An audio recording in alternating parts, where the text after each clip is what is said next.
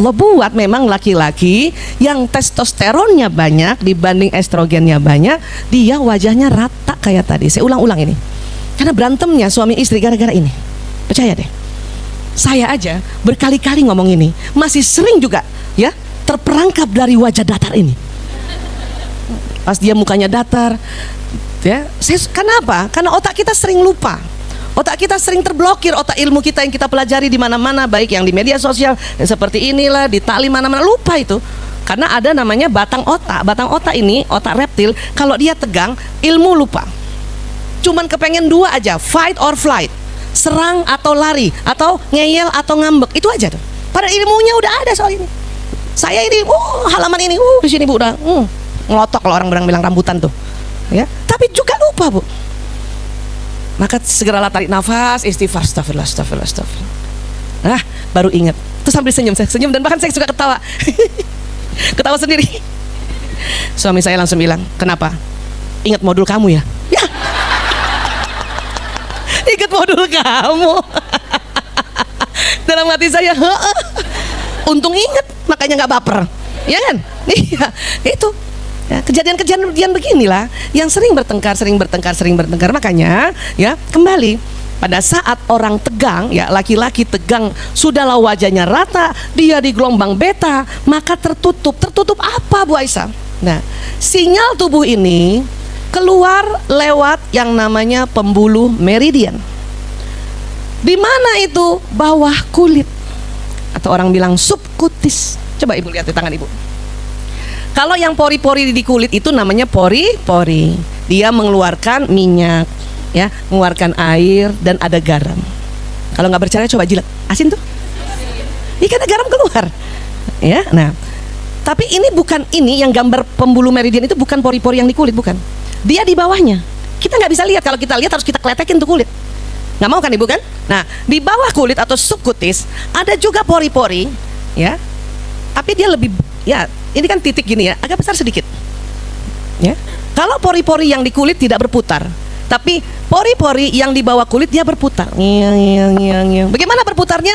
Berlawanan arah jarum jam. Ya. Jadi dia berputar berlawanan arah jarum jam. Ops, ini.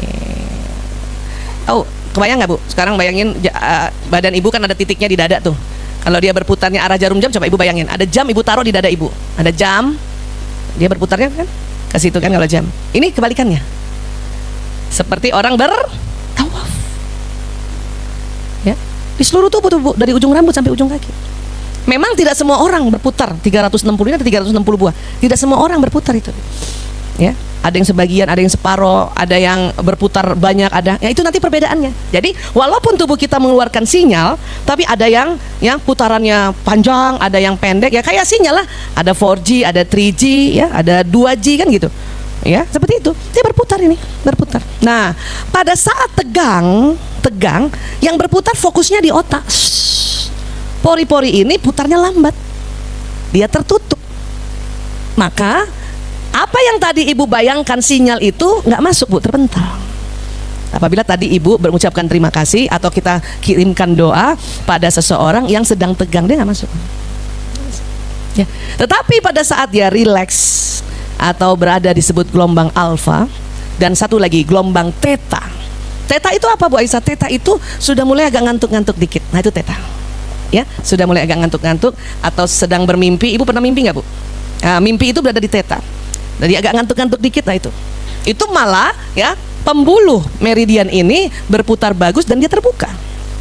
Maka sinyal yang Ibu kirimkan masuk ke orang yang tadi kita kirimkan.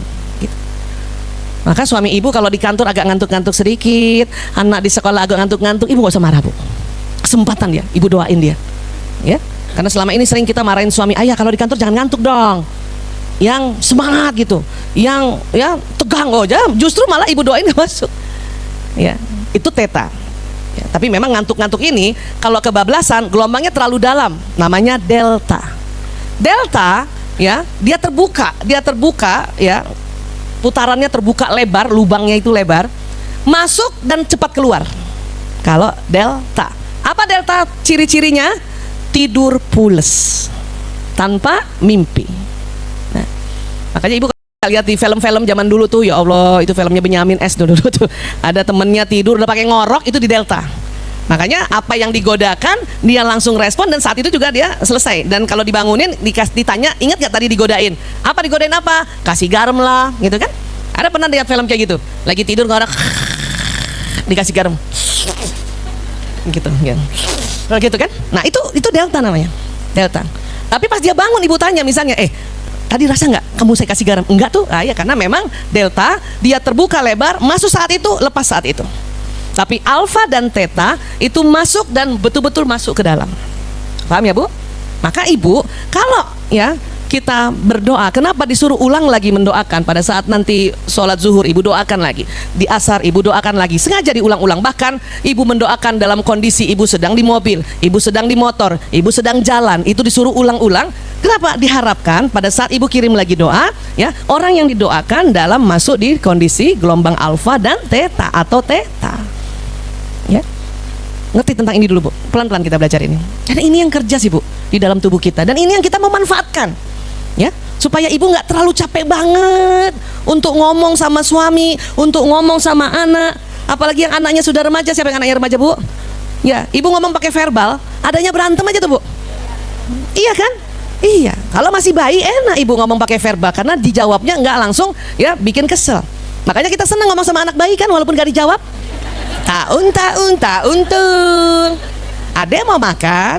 Iya, adek ganteng. Ibu seneng kan karena nggak dibales. Paling nggak kan gitu. Coba ibu ngomong sama anak SMP.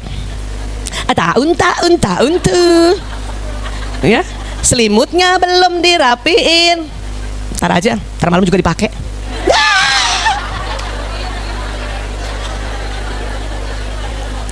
Ibu yang geram langsung bilang, ya Allah ini anak jawab aja. Ya emang begitu, itu ada fase-fase di mana nanti pas fase remaja, anak-anak kita sedang belajar menjawab. Supaya kalau ditanya di sekolah dia jawab, tidak diam saja. Ditanya di masyarakat dia jawab, makanya latihannya sama ibunya. Ibunya kasih tahu dia jawab. Memang begitu.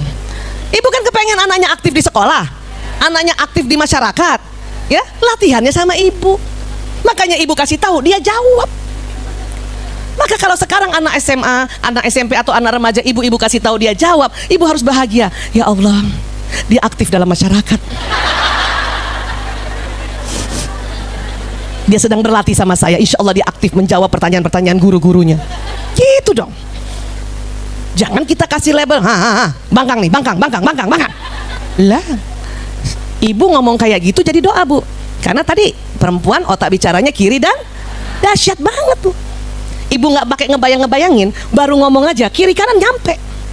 Kalau bapak-bapak dia ingin sampai doanya, ya ini laki-laki bedanya sama perempuan. Selain ngomong dia harus bayangin, baru dahsyat tuh sinyalnya sampai. Perempuan nggak pakai ngebayang, ibu ngomong nyampe Bu. Karena ya otak bicara ibu kiri kan kanan. Dan ditambah dengan ibu membayangkan, ya itu bahasanya artinya visualisasi, seolah-olah lebih dahsyat lagi. Itu makanya kenapa omongan perempuan tuh dahsyat tuh karena itu Bu. Ya, itulah mengapa kita perlu belajar ngomong ini yang baik-baik dengan cara men-setting otak, dibalik. Ya, anak kita bilang, Bunda, aku nggak suka sama Bunda. Kalau kita bilang, bangkang nih anak, itu yang terjadi loh Bu. Bunda, aku nggak suka sama Bunda. Kita setting otak kita, ya Allah ini anak jujur banget. Ibu mau kan anaknya jujur? Nah, dia jujur kan nggak suka sama ibu? Ibu harusnya setting otak ibu. Oh ya Allah, jujur banget. Karena era sekarang era dimana kita harus cepat-cepat setting otak, itu namanya disebut mind setting. Karena kalau ibu ya mengikuti settingan yang sudah terpatri di otak ibu, anak menjawab ibu bilang membangkang, maka itu yang terjadi Bu. Karena sinyal ibu kenceng banget. Ya, ibu ngomong otak kiri kanan bekerja, tambah bangkang dia. Jadi mind setting, oh dia jujur. Ya, oh memang anak sekarang anak jujur. Ya, oh dia sedang latihan sama saya untuk aktif bicara di dalam masyarakat. Ya gitu. Walaupun nanti tetap ibu ajarkan adab atau caranya. Benar dia tidak suka sama ibu, atau benar dia bilang bahwa dia jujur tidak suka sama ibunya, tapi cara baik dan pantasnya tetap kita bantu dia. Ya, ibu, aku nggak suka sama ibu. Itu benar, tapi nggak baik dan nggak pantas. bukannya nggak baik, nggak pantas itu. Ya itu tadi, Allah tidak mau suara anak atau suara kita itu melengking seperti suara apa, keledai.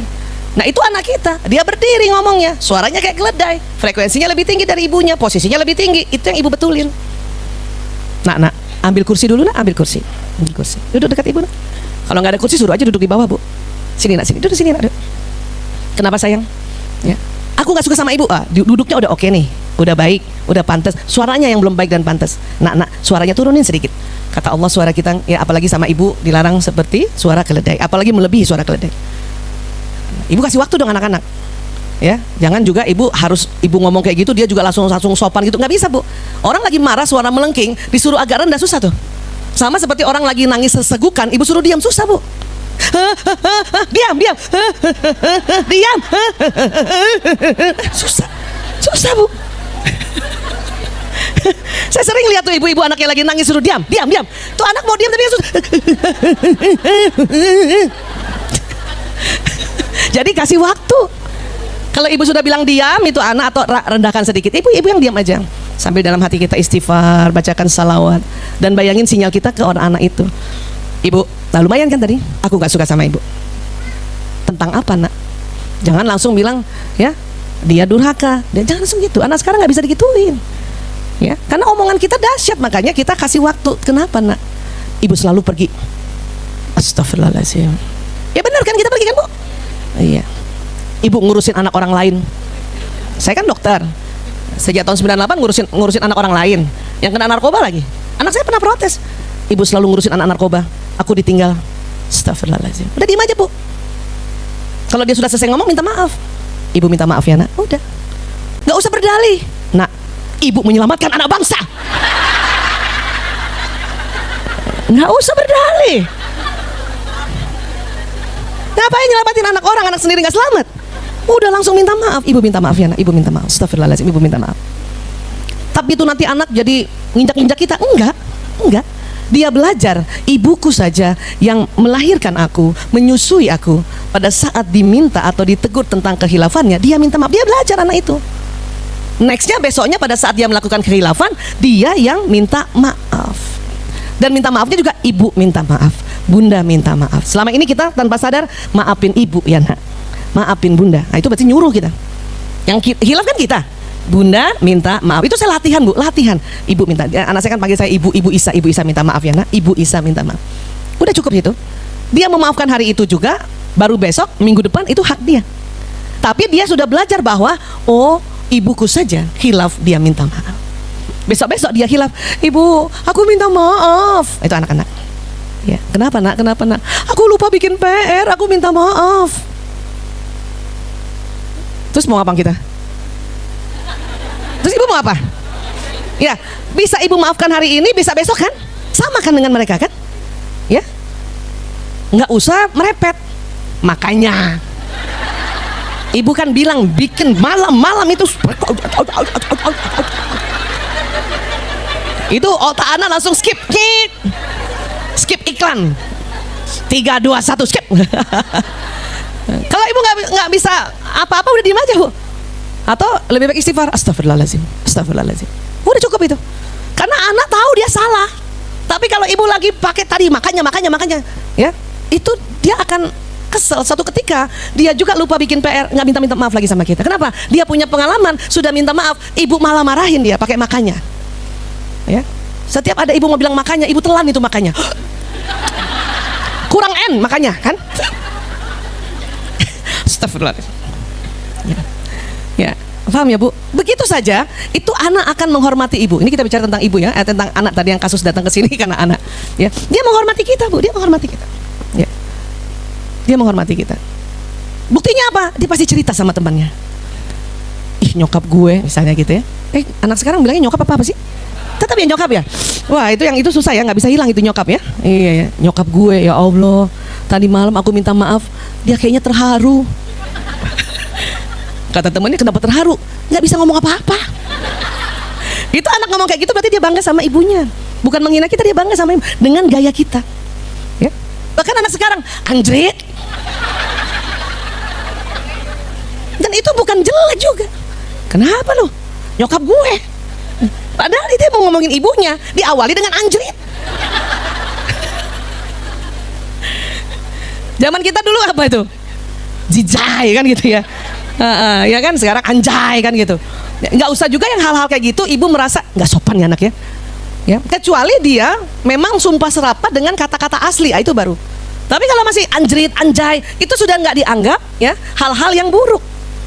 Jangankan anak-anak, maaf, pembesar juga ngomongnya gitu, anjay gitu.